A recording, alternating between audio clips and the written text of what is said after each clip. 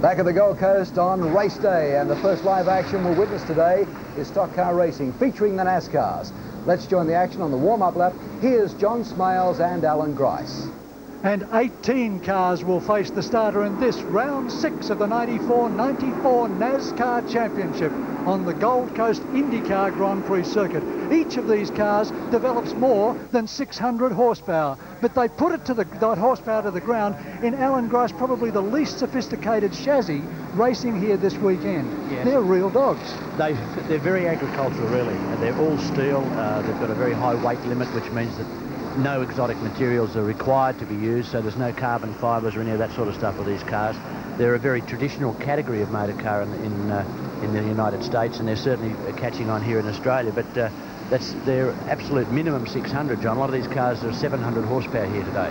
Well, Alan, you raced here, you've raced NASCARs here. In fact, you won the first NASCAR race here back in '91. Just how difficult are they to drive on a street circuit like this? Well, essentially they don't stop. They just go less fast the harder you press on the brake pedal. If you go hard, although this is only a 5-lap sprint and there'll be no tactics, just flat-out racing, if you go flat out on the brakes for 5 laps, you won't have any. So there has still got to be some degree of caution on the brake pedal, because these things are 3,300 pounds. They go very quickly at the end of the straight. They've got small brakes. Well, the way this race will run is it'll be 5 laps, 22.5 kilometres around here. On pole position is Jim Richards, the man who has won 4 out of the 9 NASCAR races ever held at this circuit. Alongside him is Kim Jane. On the second row of the grid, the man to watch is Charlie O'Brien, because he's really revved up and going for it. Alongside him is the NASCAR champion, the man who's leading the NASCAR championship, Brad Jones. On the next row of the grid, Neville Lance. Alongside him, Robert Tinworth. Then comes the Gold Coast man, Mark King, having only his second NASCAR drive, and alongside him, Ron Cameron. Then Dennis Whiting, and then look there on row 5 is Max Dumsney. Problems yesterday, and Dumsney will be going for it. Row 6 sees Colin Robinson and Dumsney's teammate Barry Graham. Again problems, a new engine for him. Then comes Walter Giles, and alongside him the man who crashed yesterday, released from hospital this morning, Charles Roker. Paul Kell and George Woodlands on row 8. Look back at row 9, George Elliott and John Faulkner, 2 real chargers right at the back of the grid. So it's wall-to-wall drivers. Up the front you've got Richards, right down the back, Alan, you've got John Faulkner.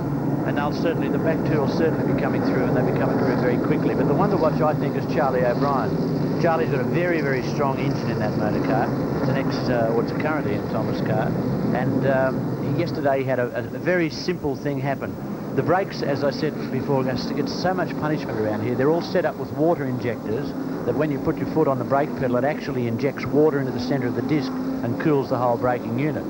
Maybe still not enough, but it still does cool it. Yesterday, Charlie had a simple thing happen where the hose came off. Instead of spraying the water on the inside of his brake, it was spraying it on his tyre. So he had to turn the whole water system off, which means he really couldn't use his brakes at all during the race. Oh, bad luck there in the pits is Walter Giles in the Tex Creek car. So already we're back to 17 starters in the race. It would probably seem at this stage that Giles won't get out in time, because on this lap, they're now on their starting lap. So the crew works hard. If he does regain, he'll regain right at the back of the pair, right at the back of the grid. He'll be a long way back, I'd say. Yeah, and that's not going to work for him. Sensational looking car, isn't it? Yes, well, they call it the brick house. That's what they call it, Alan, yeah.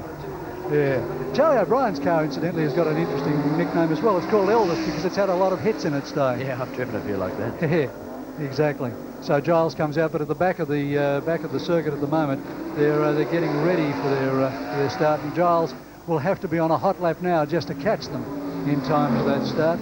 Richards, of course, as I say, has won 4, as they warm up their tyres, has won 4 out of the 9 NASCAR races held here at the Gold Coast. So if he wins now, Alan, it'll be a perfect balance. 50% of the wins for him and 50% for everyone else. Jim would think that's perfect. That's a shot out of the front of Bradley Jones' car, and that'll be a great shot at the start of the race, I can assure you. Well, Jones yesterday in a heap of trouble when he actually undid his seatbelt on the first lap and drove the rest of the race without his seatbelts done up. Very dangerous. Yeah, it's not for me, I'm afraid. I'd be in the pits, I'm sorry. He, of course, is leading the NASCAR Championship for 94-95 season, so he felt he had to finish to put himself on a grid position to be able to gain points in this race today. Points only exist on this one 5-lap screamer today. That's Charlie O'Brien in the BOC Gases car right in front of him. Jim Richards in the yellow car leading the pack through. All in readiness for a start. Coming through the double chicane, which Alan, you and the Mazda yesterday were handling almost in a straight line. Oh, it's pretty straight, really. It depends which way you look at it, John. Here comes the Tex Creek car up on the back already and pushing through into his position. Yeah, that's fine. Yeah, so he's done well. They backed him off so that Walter Giles would have the opportunity to restart in the event. The thing is, of course, have they fixed the problem that he pitted for in the first place? We'll only know when the race gets underway, I suggest. As long as he gets a start, that's the go. 12 is Robert Tinworth, also at the back of the pack. Lights out on the pace car, meaning that they are satisfied that they'll get a start this time round. Jim Richards already controlling the race from the front. Kim Jane not able to get up alongside him very easily. As they come now up onto the main straight, this is where the pace car will pull up, and they'll unleash 700 horsepower each, some of them 600, but who's quibbling, as they charge down the main straight first time round. Watch for the pace car to weave off, and then they're in the starter's hands. Richards controls the start. They can't start in front of him. He's holding them right back too. It's not a fast start. There's a green. And the green's on, and Richards floors it down the inside.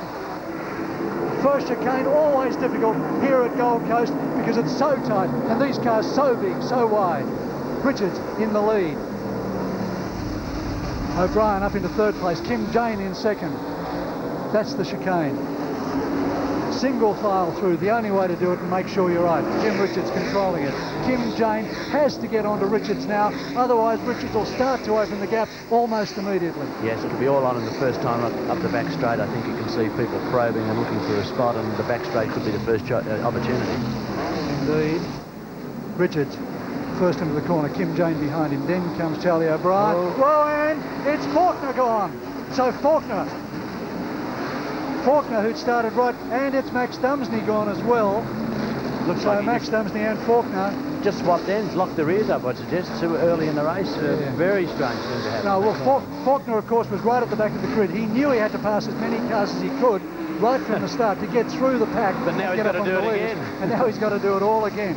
So what a shame for John Faulkner. Here we look at him from the helicopter. There he goes, just too fast in. Brain fade, yes. He's already passed about 8 cars and he was trying for 9 in 2 corners. Incidentally, that grandstand going across the track immediately above him are all his sponsors. Yeah. So at least he's done it on the corner where he's given the sponsor a bit of a thrill. And through the chicane, the double chicane for the first time. Oh, he's in trouble. I think he dropped the road map there. He was going left and right at the wrong times, John.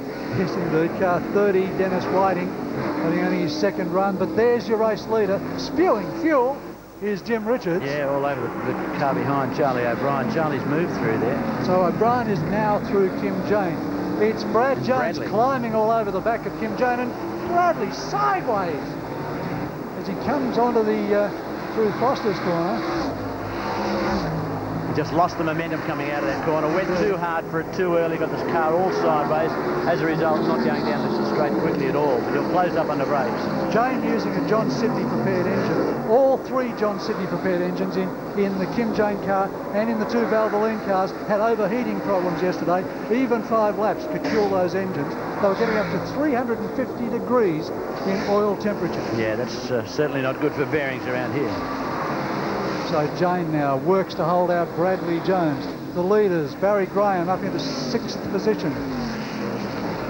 And Barry will be having a big go to try and improve on that position. But you can see already the gap that's existing between these leading 4 cars as they themselves break into 2 dices, the dice for the lead and this the dice for 3rd place. So there you have all 4 leaders now in the one shot. Jim Richards in the lead. Charlie O'Brien giving away nothing. Look at him weaving now under brakes.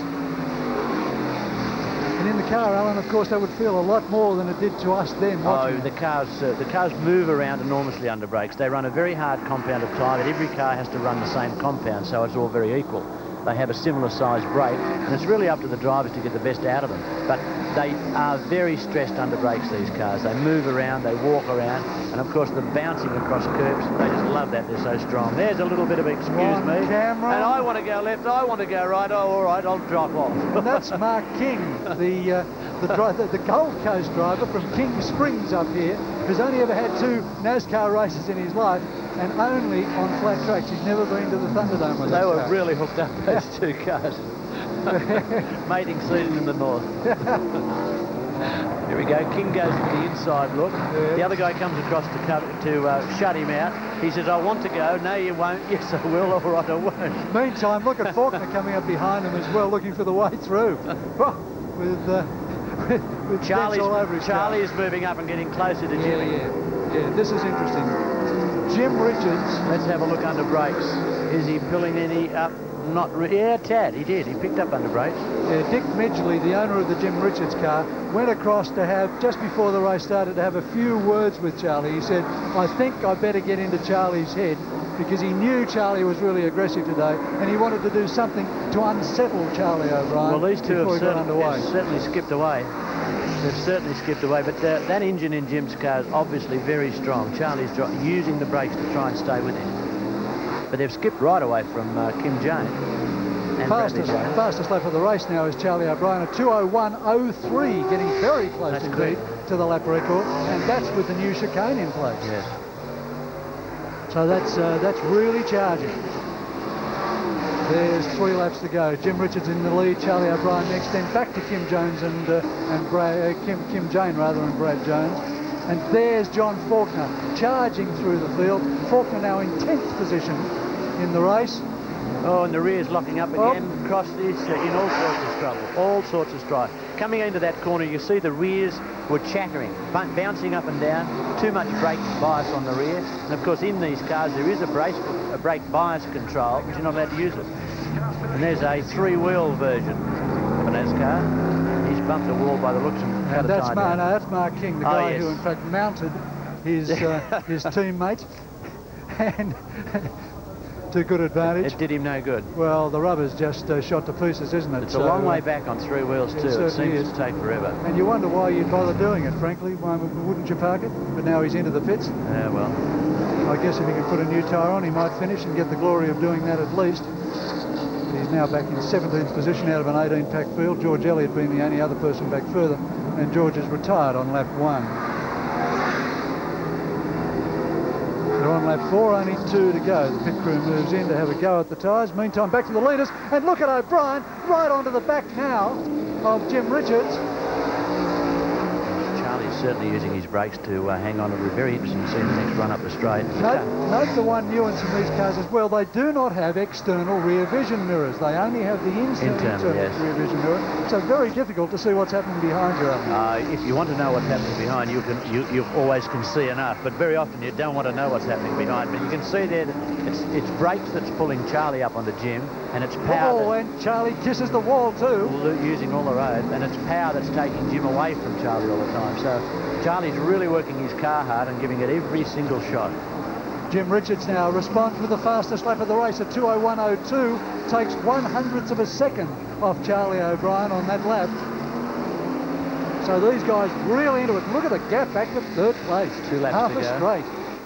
2 to go, but he's in a position to do it. Okay, that's Charlie kissing the wall again. Replay of the kiss of the wall. That's fine. Use all the road, all the black stuff. And a little bit more as well. Now down into the chicane. Oh, and they're both working the chicane very hard. Jim maybe just a little bit smoother, a little bit quicker through there. Pulled a bit of time through there, but Charlie will pull him back again under brakes. Jim's car looked a little wobbly there under brakes. But Charlie's really working hard at this. Isn't he what? This is really going well. This is the Ian Thomas car. Charlie now right up the back of Jim Richards. Slow car in front. Lap car in front. They'll both get the run, yes. Charlie out of the draft, having a look through. Jim's got the corner. This time, O'Brien, if you can get a faster run onto the straight, he'll be right. Both of them have changed their diffs overnight. Both of them have actually gone for taller diffs. Charlie got a good run on the straight then. Yes, hasn't he? What's the situation? This is the draft. White flag comes out, 1 lap remaining, 4.5 kilometres around the Gold Coast. Here comes Charlie O'Brien. Wrong side for the chicane. Richards has got the corner covered. O'Brien gets stopped just in time. No, he doesn't. Look at this. He takes the lead, but is that kosher, Alan Grice? He's in front, that's the point. Whoa. I think there might be stewards' inquiries after this meeting if O'Brien gets the lead. Let's have a look Now at look it at the again. rear wheels on Charlie's car. The rears are locked up. He did have a reason to go across there. The rears were locked up and skittering. It was either go across there or take Jimmy out, I'd suggest. Well, I would suggest here that Jimmy was looking hard right at that point as well and making up his mind whether or not he'd have a go to keep the lead. But remember, with the rears locking up like that means the fronts have started to fade, and we've got quite a lot of heavy braking corners coming up. So Charlie could swap ends here. Jimmy's dropping back. His brakes are gone too, obviously. Yes, indeed. There's only half a lap now remaining. The stewards have a black flag ready at the finish line. So as well as the checkered flag, they have a black flag ready to show as well. If it is for car 15, yes, it is for car 15. So they've decided to black flag Charlie O'Brien, which means regardless of where he finishes, he won't be the winner of this race. It'll be Jim Richards, but these two guys don't know it at this stage, and they're both still racing. Third place is Kim Jane. Fourth place is Brad Jones. Fifth place is Barry Graham. Sixth place, Valvoline car Max Dumsney has moved up into the sixth place. John Faulkner back in seventh. Down to the back of the circuit now. O'Brien, second fastest in the race, 2:01.03. Jim Richards quickest, 2:01.02. Debris hanging off the bottom of Charlie O'Brien's car. I think Jim Richards was one of the cooling air ducts, I think. Yes.